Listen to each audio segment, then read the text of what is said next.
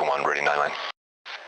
Type 2 control by Misty 31, 133 NA, 25 feet, vehicles in the open, north 3802.75, east 126.36.54, none, clicks north, wheel, how copy? Falcon 1, read back 25 feet, north 3802.75, east 126.36.54. Get a read back.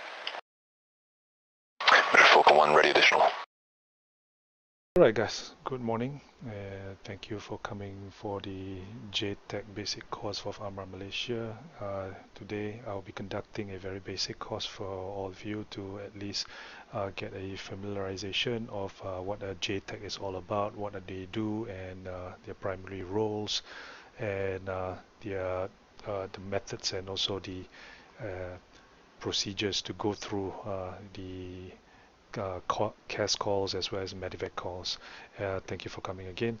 And if you could, you guys will be referring to a PDF format which I've passed to you guys, and from there I'll go through page by page.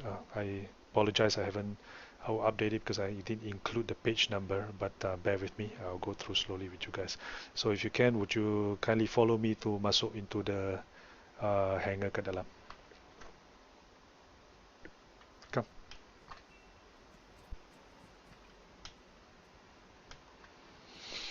Okay guys, you can take a knee, take a seat, and I think here is not so bright and sunny lah. I'll go through the course materials right now.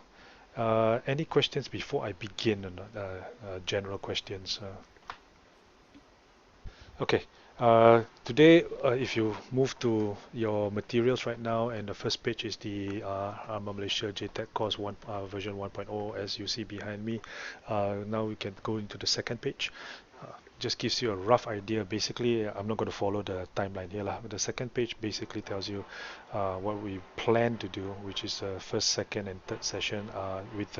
Today, I'll pack all three sessions into today lah, so we can do almost all three, and I'll try to cut it down to maybe, well, depending on how much questions we have, and I'll try to go into details. We may take about 1.5 or 2 hours maximum lah for all three. Okay, and going into the first sessions, what I'll do is I will intro you into the CAS, the definition, procedures, and then moving into the in-game practice and using the CAS ordinance lah. Basically, the third session is just a simple feedback, and then we'll close. We will do this in a simple way. Is I will give you a very quick theory for the half of this course. And then after that, we will port over to the JTAC range, and from the JTAC range, what we'll do is I will simulate as a pilot. You guys will go through what I've taught you in terms of the radio calls and the procedures, and then as you go through that, I will also be voice acting a pilot, and then I'll call in the CAS via Zeus rather than me flying actual plane or flying it virtually lah. Basically, I'll be using Zeus to based on your calls, I'll use Zeus to call in the CAS support for you guys. Okay, and now moving to before I move to the third one, okay, the third page. Basically, I just want to give you a rough idea for a JTAC, what gear they usually pick up. So let's say if you are assigned to a JTAC, basically you should remember the gear that is you should go for. Mainly, it's a rifle, be it an M4 rifle or whatever other rifles you have. Don't carry the machine gun, or don't carry a sniper rifle. Use your basically a M4 rifle with a grenade launcher attached to it. Grenade launchers are important for JTACs for marking positions with smoke, and also for some sort of a flare, or you can launch flares, you can launch different colors smokes, and mainly not to be used as a HE grenade to blow people up. You can carry some, but the main ordinance that you should carry in your loadout will be more on smoke grenades rather than HE. Right, that will be your. Of course, you will need at least a laser designator, kind of a binoculars. if you are if not available, then a basic binocular should suffice lah. Makes life a bit difficult, but at least it suffice lah.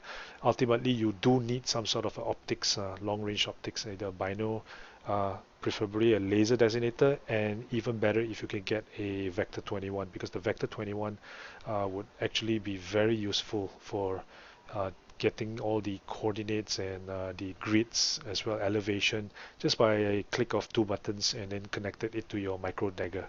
Your micro dagger will give you all the information right away, and then you can quickly, very fast, plot it into your 9-line cards and get all the things. However, not all missions we are that lucky to be given a Vector 21, but if you do see it, take it up. And for the Vector 21, there's another procedure, or even to some point tutorial, how to use the Vector 21. It most likely will even take half an hour just to give you a quick understanding of how to use the Vector 21. If you got time, go into the ACE website, look up the Vector 21, and do some reading. Also, if you can, also use YouTube to search for how to use Vector 21 in Arma 3 or something like that. There's some good videos that actually tells you. I'm later on most likely will post one good link so that you can take. In fact, the Vector 21 is a very good designation kind of binoculars or even some optics, not just for JTAC, but for a squad leader as well as a forward observer that calls in fire support from artillery. All right. You definitely need a long range radio. You can't contact any aircraft that's 5 kilometers or 6 kilometers away, and plus also if you have the terrain and all that, you have a problem. Plus also the aircraft will be high above the ground also. Short range will have some difficulties in communicating, and one of the most important aspects of a JTAC is actually your control and command, which literally needs you to have a very workable radio to be communicating to pilots. Without that, you will be combat ineffective when it comes to JTAC role. You definitely need a map. You can't be designating and giving coordinates without a map. Those few things are pretty much compulsory. Your rifle with a grenade launcher attached to it, a laser designator or binoculars or some sort of optics, preferably a Vector 21, a long-range radio, a map. Those are compulsory. Secondary things that you would need to carry, I would say that if you get a chance, grab it, carry it. If you don't, then you can live without it lah. IR strobes would be one of it. You will need map tools. Map tools will be something that actually gives you a range. If you go into Arsenal, sometimes you'll see the map tools. I will give you a quick rough idea how to use it also later. You need if you can find a micro dagger, that would be awesome. With the Vector 21, you need that. You also need a lot of smoke grenades. Basically for the grenade launcher, as well as smoke grenades that you can throw. That means hand smoke grenades, because you will need to mark your position as friendlies or other squads that's near to you. So that one you use a hand grenade that's a smoke. Okay. Other things that it's important for you to also need to be quite good at before you really take up a JTAC role is that you must be also proficient enough to navigate. In other words, you must know how to use a compass, have a rough understanding of distance. Mainly just by looking at it, you can give a rough idea that it's already 600 meters. This one experience, after a while you look through, you agak-agak, you know what is 600 meters, 500 meters already. So yeah, able to get compass reading, understanding directions. You have to be quite proficient in trying to, as over practice that southwest, southwest, northeast, all those things would be like second nature to you. Once and someone calls in a southwest, you know how to quickly turn to it and really view it as short of a time taken lah. So map reading is also very important. You must know how to understand the contours and the terrain and all that by looking at the map.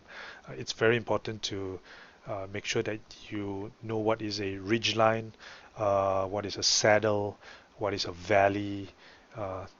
Just to give you a rough idea, basically, if you were to take your hand and you put it on the table, right, and if you make it into like a cup, like you lift the center of your hand slightly higher, uh, then that and you close all your fingers, that in a way kind of also help you understand or at least give you a good illustration what if a terrain is. Now if you do that, you put your hand on the table right now and you make a cup, in other words you lift your palm slightly higher and then make it like a bowl like that on the table. If you look at your knuckles, okay, the knuckles that sticks out, those are hilltops. Okay, so knuckles like that are hilltops. So if you look across all knuckles, macam from one knuckle to the other knuckle to the third to the fourth knuckle, that whole line of knuckles is called a ridge line. And then if you look at the knuckles in between, that means the one knuckle to the second knuckle, it kind of dips slightly and then goes back up. That's called a saddle. All right. The ridge line is also your fingers that go across. Those are ridge lines also. Now from the fingers, one finger, let's say your index finger, your pointing finger to the middle finger, in between those two fingers that goes into like a dip, that's obviously a valley. Okay, so if you look at the map, you will know that those that are like a lot of zeros, that, kind of like you will know what the hilltop looks like, right?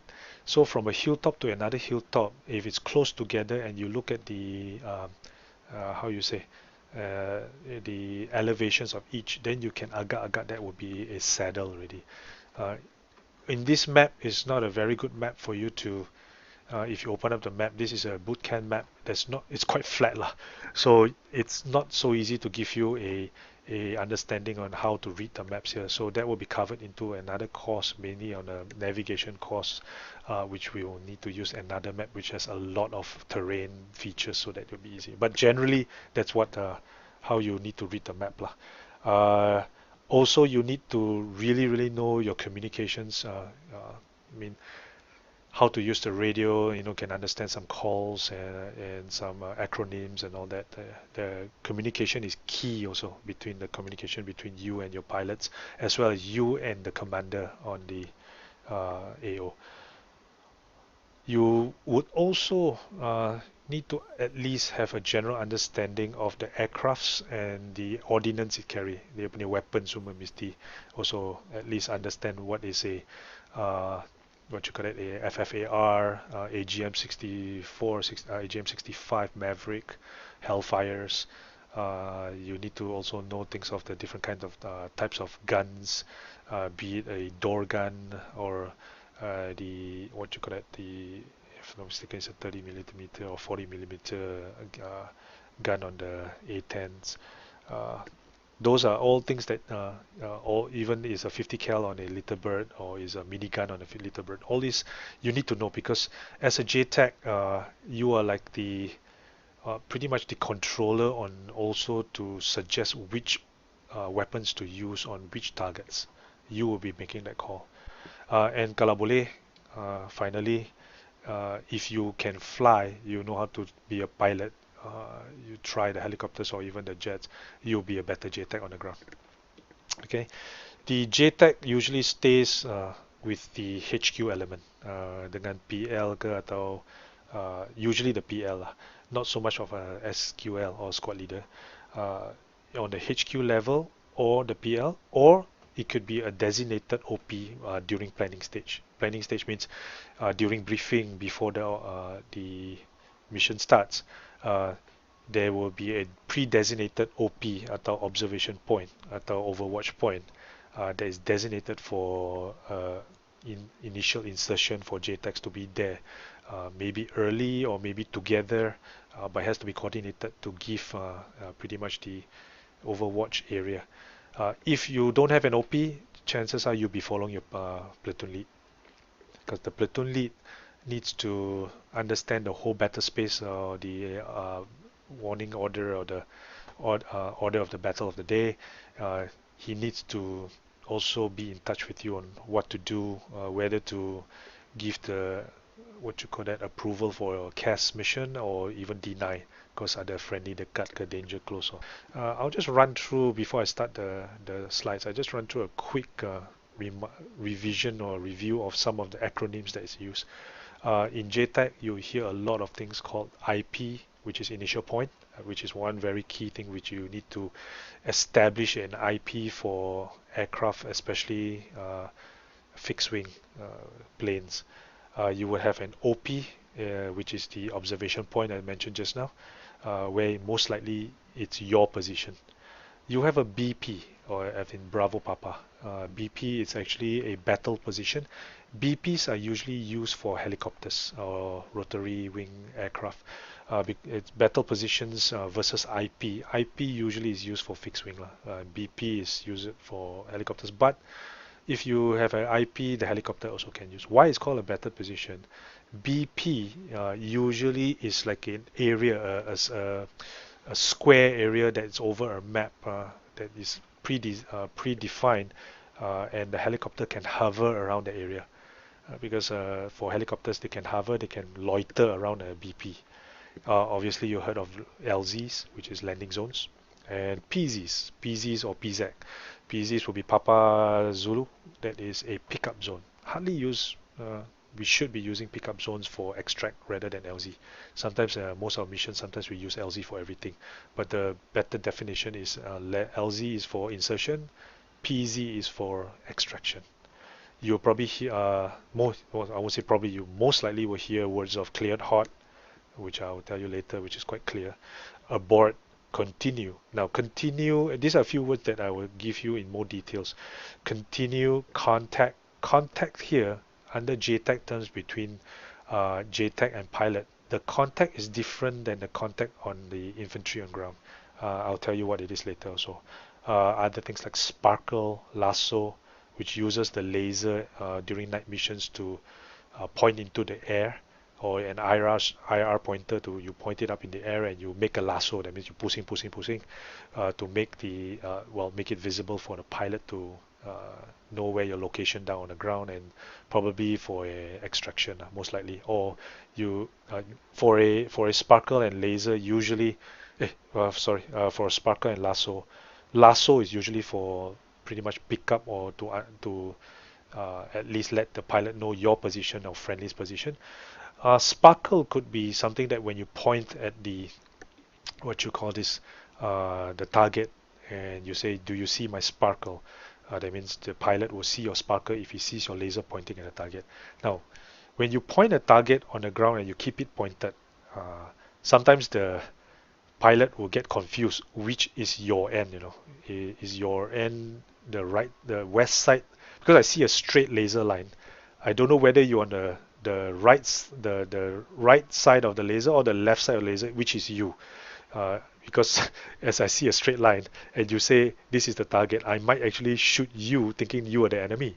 So the technique to do that is usually you do a lasso first. That means you point it up to the sky and you do a pushing, like a rope like that, pushing, and then you point it to the enemy and you say that you see my sparkle first. You see do you see my lasso first? Then now do you see my sparkle? Then at least I know that when you do a lasso, I know that's you, and then when you point to the enemy, I know that will be the enemy. So that is something that a lot of people on the troops always forget, and makes life difficult for pilots in the air. Okay. Other words like rifle, pickle, and Winchesters. Rifle is when you hear the aircraft when he shoots the AGM off the plane. That means you press the trigger and the AGM flies off the wing. He will call a rifle. Rifle 1, rifle 2. Pickle is usually used for bombs. When he pressed that button, the red button on the joystick, to release the bombs, ordnance release, he usually calls it pickle.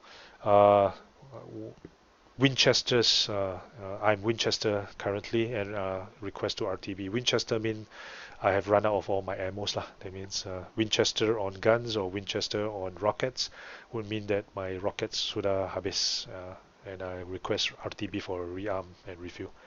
So you hear that. You hear orbit, very common thing. I'll be orbiting, but most of the time they will follow by I'll be orbiting on a racetrack, uh, followed by usually a direction of the racetrack, be it a clockwise racetrack or anti-clockwise racetrack. So sometimes you hear the pilot giving you a sit rep, JTAC. This is Reaper 11.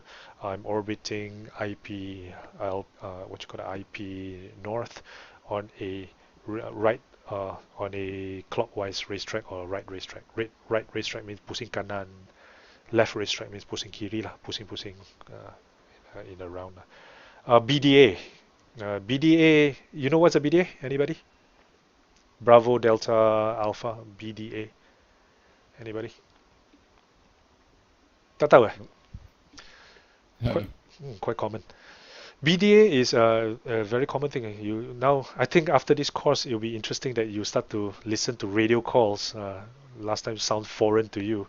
Suddenly all the radio calls make sense to you, which is quite fun actually. BDA means Battle Damage Assessment. A BDA report usually follows from the JTAC to give the pilot after he has done a weapons run. Usually when the pilot goes down and releases his weapon and he takes, egresses off to the east, he won't be able to, most likely won't be able to see the hits or the damages that he has done. He relies on the JTAC to let the pilots know what has been destroyed or not. Likewise, sometimes the PL, the platoon lead, will even ask for a BDA, which is the battle damage assessment. In other words, for example, if you have a A10 that did a gun run and then he flies off, and then you usually say good hits, stand by for BDA. And then when you look through your binoculars and you give it a BDA as follows, the BTR has been destroyed. Several troops in the open is currently out of commission. However, another BTR is currently still active. You are cleared hot for a repeat. Then that's your BDA lah. Okay. Other things is tally, visual or no joy. Tally means I see. I tally your mark. Visual, I have visuals. And no joy means tak nampak lah. No joy on the mark, no joy on the T80s, no joy on your smoke. Also, actually, the other one is called contact also. That means when a JTAC says something like, I have troops in the open, grid 552, 615, call contact, then he said call contact. So when the pilot flies by and he sees what you tell him, he said contact. That means he acknowledged, he sees your contact. So tally, contact, visual, no joy are things that you hear. Read back, read back is very much just to repeat the 9-line not the whole 9-line, but a few lines of it. You call it a 9-line read back, just to confirm that, like especially the grid. You do a read back on the grid, then the JTAC confirms that the read back is good. That means tak salah lah, just to make sure that is confirmed is correct. Then you say good read back, good read back. Okay. Other things you hear, which is called a TT FACOR. TT FACOR is almost like a situation report between the JTAC to the aircraft before any missions lah. The TT FACOR is usually TT FACOR, which means you give an update on the threat, the target, the friendlies at grid, the artilleries, the artillery missions that are around the area, the clearance by the sea's clearance by FAC, and what kind of ordinance and restrictions. I'll go through that later lah. Right now, just give you a rough idea. All right. Any questions? This is the basic intro, which is much the what you call intro of to a JTAC and intro to CAS for you. First session. If no questions, do feel free to stop me anytime if you don't understand and ask questions. It's a small class. I think it's good to have also a two-way discussions as I go along. If you don't understand anything or you have questions, just don't put your hand up, because I'll be sometimes referring to the slides. Just call out and I'll try to answer as best. Okay, moving to the second slide. Second slide, the learning objectives, basically is to understand the JTAC fundamentals. I will go through what is type 1, type 2, and type 3 CAS. You'll probably hear a lot on the radio to say this is a type 1 control in effect, or a type 2 control in effect, or a type 3 control in effect. It's very important things to understand. One of the key things that's significant to JTAC. All right, then I'll go through the 9 line with you, and also to basically explain line by line what it means. And after that, we'll do some basic stuff lah. The third slide, what's a JTAC, right? A JTAC, the JTAC, JTAC is actually an acronym for Joint Terminal Attack Controller. It's a term used mainly in the United States Air Force and some other military forces. It's for a qualified service member who directs the action of a combat aircraft engaged in close air support and other offensive air operations from a forward position. The term is also used in other countries, as well as previously in the US, and what is relevant to NATO standards, which is usually previous to this is called a forward air controller, or FAC. The term became effective in the US only in 2003, so it's not that old. And if you look at the slides, a JTAC, if you look below the JTAC, right below, it was a evolution from a forward observer to become a JTAC. Earlier times, they only had forward observers. Forward observers are people with a radio and a binoculars that actually guides artillery missions or call for fire missions, right?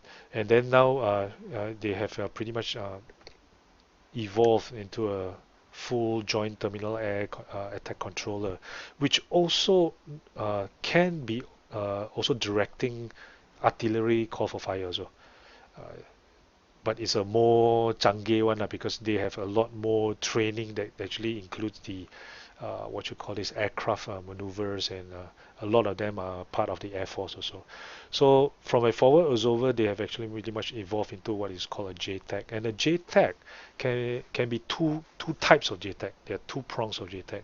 If you look on the left side of the JTAC, it's called the Tactical Air Control Party, or a TACP, they call it. The TACP is a bigger, it's almost like a squad of JTACs. Almost like a department itself, which consists of two JTACs. One is the JTAC and the apprentice JTAC. It also consists of an air liaisons officer, which is a person from the U.S. Air Force or any Air Force. If it's because it's called a joint, it also includes other countries, and it includes a forward air controller from a U.S. Marine, what you call that, Corps. So a TACP is a team that usually attaches to the battalion level, which usually is important because of this joint 4 people. They are able to advise the battalion commander and what the best way to go about, and also give them some understanding of Air Force protocols and all that, because sometimes not the battalion commander doesn't really even will know every single detail. He needs advisors like this. So you get the TACP, or Tactical Air Control Party. For our missions, I hardly will see this because most of our missions will not go to a battalion level, usually into a platoon level only, unless our servers can handle 100, 150 people. Then you will start to see multiple JTACs, multiple forward observers and all that, which needs to deconflict a lot of things from artillery, as well as the troops on the ground as well, and also the aircraft and different types of aircraft, from transport logistics to attack aircrafts, from fixed to rotary. Now on the right side is the Terminal Attack Control Team. Basically this is the team which is the JTAC team. In real life, usually JTAC goes in pairs, dua orang. But in our mission, yep. James, go ahead. I can't hear you. Just now you got a break. So you say in real life the JTAC terminal control team is what? In real life, terminal attack control team goes in pairs, dua orang punya. Oh, okay. Yeah. Well, for our games, we are quite flexible lah. But if in reality, they usually goes out in pairs. One is a JTAC, and the other one is always the apprentice JTAC lah. Why they go in two also sometimes is because when the JTAC is actually in control with a active air asset on an active mission, the apprentice JTAC is actually monitoring a different net that is actually from the platoon net, and so that because sometimes if you are JTAC, lah, if you masuk dia punya radio, you get it from the aircraft, you get it from the squad leaders, you get it from the PL. But if you go into a really big operations, it can be quite messy to manage. So that's why one JTAC, while is controlling an aircraft that's active in a mission, the other JTAC is actually monitoring other nets. Okay, so that's most of our missions and games. We will be using the right side one, which is the terminal attack control team, mainly JTACs lah. Next, go to the next page. The JTAC defined already. Quickly, I'll go through very fast. As a JTAC, you need to know a lot of things. It's not sometimes that's why I say orang mau jadi JTAC bukan as simple as just take a radio and you go out there. You are pretty much a person that needs to observe the entire situation around you. You need to know the enemy's situation, the location of, and also the location of other friendlies, not just where you are. You need to also to support the commander's target priority, because the commanders sometimes have a certain priority, but at the same time you have friends in another squad that is being really hammered by a BTR or something. So how do you manage this asset is very important, and managing the timing between those assets availability is very important. And you have to be very clear to give proper advice to the commanders. And knowing the commander's intent and the applicable ROE is very important, because you can't just go on your own macam solo and a cowboy and just open up the cache into a town, killing a lot of civilians. So you need to make sure that you understand the commander's intent. What is his mission about? Is it to his hearts and mind? You cannot just kill anybody you like. And got to get we call it clearance from him. You need to validate targets of opportunity, meaning that while there are a target on the ground that is ready, but you have to scan around for other targets that's opportunity, that's not planned, but it suddenly pops up. So you need to really validate those targets and make sure that it's not friendly, and make a call whether it's a priority target or something you can just let it go. Okay, you have to advise the commander on proper employment of the assets, meaning if you have a A10 at the same time you have a what you call that Apache that is on station. It's you, the JTAC, that needs to really advise the commander at a specific target what is the best employment of this air asset, because you must understand that the A10 has its limitation. Sometimes they will just fly so fast and go by, he will not be able to hit maybe a BTR in the alleys, whereas a Apache that's from 1 km away, he's hovering, he has a steady sight, he can actually deploy his Hellfires onto those that actually quite from a lob attack that really can come from the top down and kill a BTR even though it's in a small alley. So you have to advise the commander what is good. You have to quickly submit the cache request in a format that basically the pilots will be able to quickly get their understanding and execute the cache request. You must also be able to control the cache which is literally in line with the commander's approval. I mean, what I mentioned earlier, you can't just simply be a cowboy, or you cannot just run alone there and just call in your own cache at your own discretion. You can't do that. The other important thing is that you're supposed to deconflict aircrafts and fire from other cache sorties. Meaning, if you have like my last mission, I have Kabe, who is on the logistics, and then I have MK, who is on the Harrier, which is airstrike. And then Kabe is in the same area with MK. I got to deconflict them in different attitude. I tell Kabe, you stick with your low attitude, which is above nothing above 300 meters, and I told Kabe to move to medium attitude that's above 300 above 700 meters. So you deconflicting the aircraft so that they don't go into a collision. You are supposed to also deconflict if there is a artillery mission that's coming from a different angle, suppressing a target while you are also giving a CAS support. So you can't bring the plane to or aircraft to kind of cross path with a artillery mission that's ongoing, right? And then finally, you have to provide the initial BDA report, which is the battle damage assessment. After the whole sortie or the mission, you have to give because you have eyes and all that, you have to give the report to say what has been damaged and whether you can call it a mission complete or to redesignate a what you call repeat attack.